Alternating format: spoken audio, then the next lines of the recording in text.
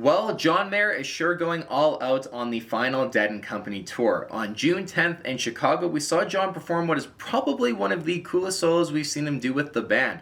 During the performance of All Along The Watchtower, we actually see John switch from his custom shop Charvel San Dimas to his new prototype Silver Sky midway through the solo. It's pretty awesome and definitely something different from John and Dead & Company, especially with that Charvel. So let's take a quick listen. I just had to share it with you guys.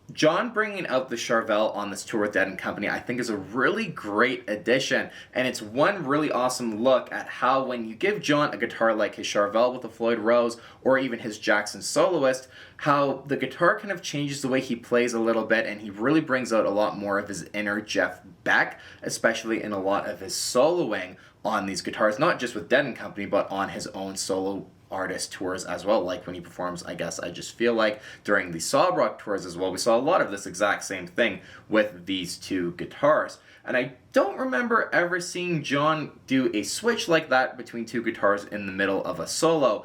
And switching to the Silver Sky, it definitely takes a more mellow route with the soloing, but he still kind of is in the headspace of a Jeff Beck sort of solo, albeit just mellowing out, and the tone just obviously is a lot different between those Eddie Van Halen Wolfgang pickups that are in the Charvel and then the single coils in his prototype Silver Sky. Now, in the comment sections on various clips and footage of this solo performance, I saw some discussions and questioning as to why John even switched guitars kind of in the middle of the solo for All Along The Watchtower, and from what I could hear, there was nothing that sounded like a string break that you actually heard just through John's guitar. There was nothing that I saw that looked like a reaction that you'd expect John to have if he was playing and then, oh, geez, I just broke a string. And in one really great clip, you actually see John play, immediately turn around, and Jeremy is waiting for him with his prototype Silver Sky. So to me, it definitely looks like it was something that they planned ahead of time, or else if it was unexpected, there would have been, you'd expect at least, a larger gap in between John switching guitars and it not to be as smooth.